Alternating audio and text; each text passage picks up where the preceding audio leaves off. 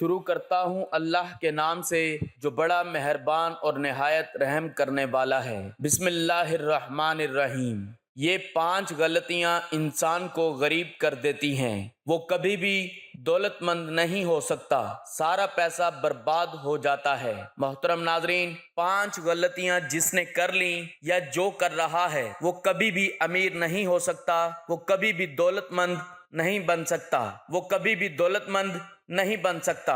اگر دولت اس کے ہاتھوں میں آئے گی بھی ایسے چلی جائے گی کہ اس کو پتہ ہی نہیں چلے گا۔ یہ 5 غلطیاں آج میں آپ لوگوں کو بتانے جا رہا ہوں، اس کو کبھی مت کرنا۔ ہم سب رزق میں وسعت اور برکت کی خواہش تو رکھتے ہیں، مگر قرآن و حدیث کی روشنی میں رزق کی وسعت کے اسباب سے ناواقف ہیں۔ صرف دنیاوی جدوجہد، محنت اور کوشش پر انحصار کر لیتے ہیں۔ لہٰذا قرآن و حدیث کی روشنی میں رزق کی وسعت اور برکت کے چند اسباب تحریر کیے جا رہے ہیں تاکہ ہمیں وسعت رزق کے لیے اسلام کے رہنما اصولوں سے آگاہی مل سکے۔ اگر ہم دنیاوی جدوجہد کے ساتھ ان اسباب کو بھی اختیار کر لیں تو اللہ تعالی ہمارے رزق میں کشادگی اور برکت عطا فرمائے گا انشاءاللہ، جو ہر شخص کی خواہش ہے۔ اللہ تعالی قرآن کریم میں حضرت نوح علیہ السلام کے متعلق فرماتا ہے کہ انہوں نے اپنی قوم سے کہا، مفہوم، پس میں نے کہا اپنے پروردگار سے گناہوں کی معافی طلب کرو، بے شک وہ بڑا بخشنے والا ہے۔ آسمان سے تم پر موسلا دھار بارش برسائے گا اور تمہارے مالوں اور اولاد میں اضافہ کرے گا اور تمہارے لیے باغ اور نہریں بنائے گا۔ مفسرین لکھتے ہیں کہ سورۃ نوح کی ان آیات اور سورہ ہود کی آیات میں اس بات کی دلیل ہے کہ گناہوں کی معافی مانگنے سے رزق میں وسعت اور برکت ہوتی ہے۔ رسول اللہ صلی اللہ علیہ وآلہ وسلم نے فرمایا، مفہوم، جس نے کثرت سے اللہ تعالیٰ سے اپنے گناہوں کی معافی طلب کی، اللہ تعالیٰ اس کو ہر غم سے نجات دیں گے، ہر مشکل سے نکال دیں گے اور اس کو وہاں سے رزق مہیا فرمائیں گے جہاں سے اس کا وہم و گمان بھی نہ ہوگا۔ اللہ تعالیٰ قرآن کریم میں ارشاد فرماتا ہے، مفہوم، اور جو کوئی اللہ تعالیٰ پر بھروسہ رکھے وہ اس کو کافی ہے۔ رسول اللہ صلی اللہ علیہ وآلہ وسلم نے فرمایا، مفہوم، اگر تم اللہ تعالیٰ پر اسی طرح بھروسہ کرو جیسا کہ اس پر بھروسہ کرنے کا حق ہے تو تمہیں اس طرح رزق دیا جائے جس طرح پرندوں کو رزق دیا جاتا ہے۔ وہ صبح خالی پیٹ نکلتے ہیں اور شام کو پیٹ بھر کر واپس پلٹتے ہیں۔ یاد رکھیں، حصول رزق کے لیے کوشش اور محنت کرنا توکل کے خلاف نہیں ہے۔ جیسا کہ مذکورہ حدیث سے معلوم ہوتا ہے کہ پرندوں کو بھی حصول رزق کے لیے گھونسلے سے نکلنا پڑتا ہے۔ عبادت، اس سے مراد یہ نہیں کہ ہم دن رات مسجد میں بیٹھے رہیں اور حصول رزق کے لیے کوئی کوشش نہ کریں، بلکہ اللہ تعالیٰ کے احکامات کو بجا لاتے ہوئے زندگی گزاریں۔ نبی کریم صلی اللہ علیہ وآلہ وسلم کو اس قدر اپنی امت کا خیال ہے کہ میری پوری امت جنت میں چلی جائے، مگر آج ہمیں دنیا کی فکر لگی ہوئی ہے، کس طرح ہماری دنیا اچھی ہو جائے۔ آخرت کی کوئی فکر نہیں، قبر کی کوئی فکر نہیں جہاں ہمیشہ رہنا ہے، روز محشر کی کوئی فکر نہیں جس کا ایک دن 50,000 سال کے برابر ہوگا، جہنم سے بچنے کی کوئی فکر نہیں جس کے بارے میں پیارے آقا صلی اللہ علیہ وآلہ وسلم نے فرمایا کہ اس آگ سے بچو چاہے ایک کھجور کا ٹکڑا ہی دے کر کیوں نہ بچا جائے۔ دوستو، دنیا میں ہر امیر غریب قدرت کے قانون کے تحت دکھوں، غموں اور پریشانیوں سے کسی نہ کسی شکل میں ضرور مبتلا ہے، لیکن وہ انسان خوش قسمت ہے جو اس غم، دکھ اور پریشانی کو صبر اور حوصلے کے ساتھ برداشت کر کے خدا کی رضامندی حاصل کر لیتا ہے۔ آپ جب بھی پریشان ہو، جب بھی غریب ہوں، جب بھی کسی غم میں مبتلا ہوں تو فکر نہ کیا کریں، یہ دنیا مصیبتوں، پریشانیوں اور غموں کا گھر ہے۔ محترم ناظرین، آپ نے بہت سے لوگوں کو دیکھا ہوگا جو مال و دولت کی وجہ سے پریشان رہتے ہیں، اولاد کی نافرمانی کی وجہ سے پریشان رہتے ہیں، اولاد نہ ہونے کی وجہ سے پریشان رہتے ہیں، کسی نہ کسی پریشانی میں ضرور مبتلا ہیں۔ آج ہمارے کتنے دینی بھائی اور بہنیں ہیں جو بے نمازی ہیں، ہمیں کوئی فکر نہیں۔ ہمارا پڑوسی شرک اور بدعت میں مبتلا ہے، ہمیں کوئی فکر نہیں۔ ہمارے سامنے فحاشی پھیل رہی ہے، ہمیں کوئی فکر نہیں۔ یعنی کہ یہ سب وہ چیزیں ہیں جو ہمارے گھروں کو برباد کر دیتی ہیں، جو ہمیں غریب بنا دیتی ہیں، جو ہمارے گھروں سے بے برکتی کو ختم کر دیتی ہیں۔ تو آج میں آپ کو 5 بہت ہی اہم غلطیاں بتانے جا رہا ہوں جن کو کبھی بھی اپنے گھروں میں مت کریں، ورنہ آپ کے پاس آیا ہوا پیسہ بھی برباد ہو جائے گا اور آپ غریبی میں ہی مبتلا رہیں گے۔ مختلف احادیث میں یہ صراحت ملتی ہے کہ اللہ نے اپنی رحمت کے 100 حصے فرمائے، اس میں 99 حصے اپنے پاس عالم آخرت کے لیے روک لیے اور ایک حصہ دنیا میں بھیج دیا۔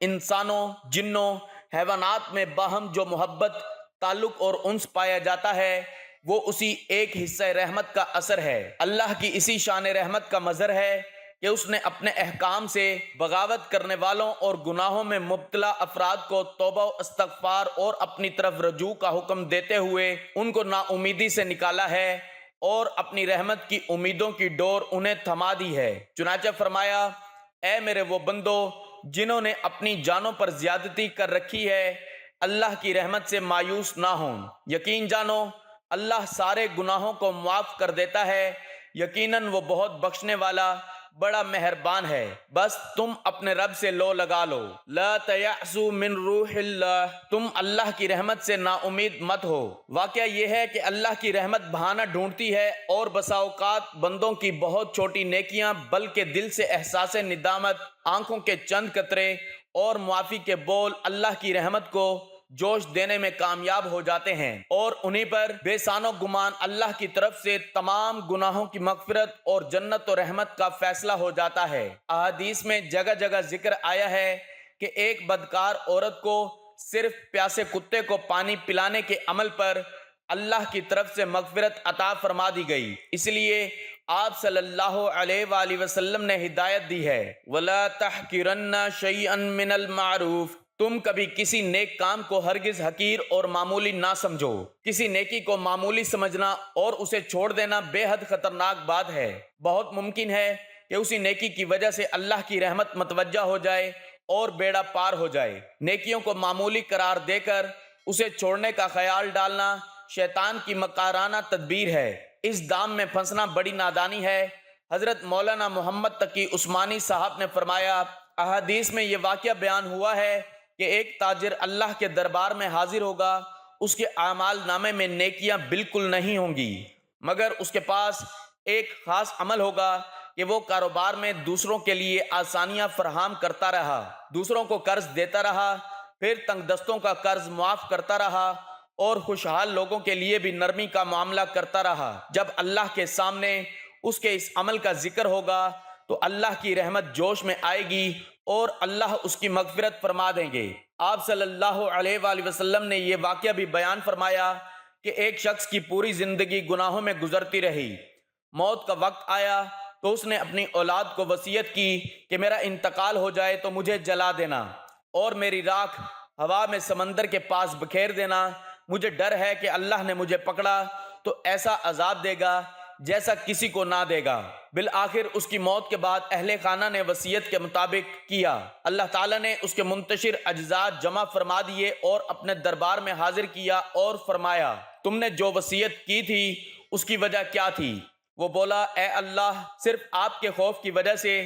یہ سن کر اللہ کی رحمت کو جوش آیا اور اللہ نے اس مجرم کی مغفرت فرما دی۔ روایات میں آتا ہے کہ قیامت کے دن اللہ رب العزت 2 بندوں کو بلائیں گے اور ان سے فرمائیں گے کہ تم نے دنیا میں بے شمار گناہ کیے ہیں، اب تمہارا ٹھکانہ جہنم ہے، جاؤ جہنم میں جاؤ۔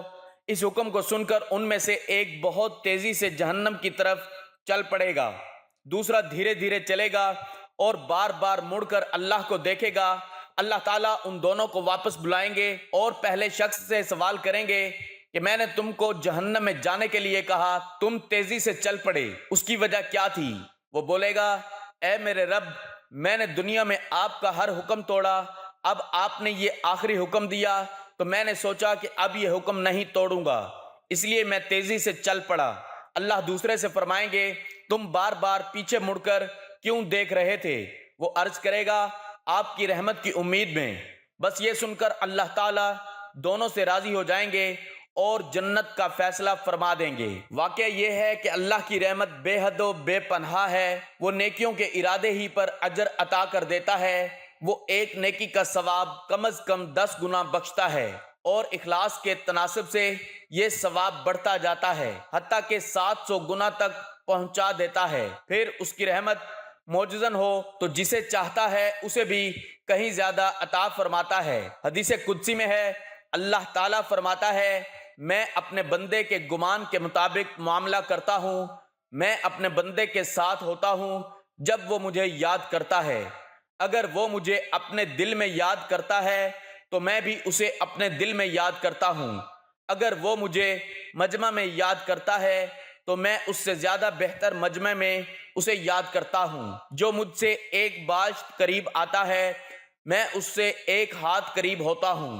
جو مجھ سے ایک ہاتھ قریب آتا ہے میں اس سے 2 ہاتھ قریب ہوتا ہوں، جو میرے پاس چلتا ہوا آتا ہے میں اس کے پاس دوڑتا ہوا آتا ہوں، جو شخص پوری روئے زمین کے برابر گناہ لے کر میرے پاس آئے گا، اگر وہ شرک سے بچتا رہے گا تو میں اپنی رحمت و مغفرت کی مکمل بارش اس پر برسا دوں گا۔ ضرورت اس کی ہے کہ ہم اپنے دامن مراد اللہ کی رحمتوں سے مالا مال کرنے کی فکر کریں، اپنی غفلتوں سے باز آئیں، اپنے رب کو منانے کی کوشش کریں، اور ایمان کی پختگی کے ساتھ اپنے دلوں میں اللہ کا خوف پیدا کریں کہ اسی تدبیر سے ہم یقینی طور پر اللہ کی رحمت سے اپنی طرف متوجہ کرا سکتے ہیں اور اپنی بگڑی سنوار سکتے ہیں۔ دوستو، کیا آپ جانتے ہیں کہ آپ کے غریب ہونے کی کیا کیا عادتیں ہیں؟ اس کی وجہ سے آپ کے پاس پیسہ نہیں رکتا، ادھر ادھر خرچ ہو جاتا ہے۔ کچھ ایسی غلطیاں ہوتی ہیں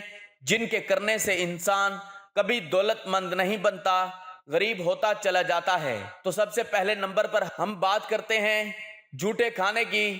جھوٹا کھانا یعنی بچا ہوا کھانا مت چھوڑیں۔ بہت سے لوگ ہوتے ہیں جو کھانا کھاتے وقت چھوڑ دیتے ہیں، آدھا چھوڑ دیتے ہیں، آدھا کھا لیتے ہیں۔ اگر شادیوں میں، ولیموں میں ہم لوگ کھانے کو چھوڑ دیتے ہیں اور پھر کیا ہوتا ہے کہ وہ آدھا بچا ہوا کھانا باہر پھینک دیا جاتا ہے۔ اپنے گھروں میں جب بھی کھانے کا استعمال کریں تو صرف اتنا کھانا استعمال کریں جتنا آپ کو چاہیے، اور یہ پیارے نبی صلی اللہ علیہ وآلہ وسلم کی سنت بھی ہے، کیونکہ جب آپ زیادہ کھانا ڈال کر آدھا کھا لیں گے، آدھا چھوڑ دیں گے تو ایسا کرنا گھر میں بے برکتی کی وجہ بنتا ہے، رزق دولت گھر نہیں آتا اور غریبی کا سامنا کرنا پڑتا ہے۔ اس کے بعد ہم بات کریں تو جوتے اور چپل گھر میں ادھر ادھر پڑے رہتے ہیں، الٹے پڑے رہتے ہیں، سیدھے پڑے رہتے ہیں۔ اگر ایسا گھر میں ہو تو آپ کا گھر بے برکتی میں مبتلا ہو جائے گا اور ساتھ ساتھ ساری خوشیوں پر پانی پھیرتا چلا جائے گا۔ اپنے گھروں میں پڑے ہوئے جوتوں کو ترتیب کے ساتھ رکھیں تاکہ گھر سے بے برکتی ختم ہو جائے، گھر میں برکت آنا شروع ہو جائے۔ جوتوں کا ادھر ادھر پڑے رہنا بے برکتی کا بہت بڑا باعث بنتا ہے۔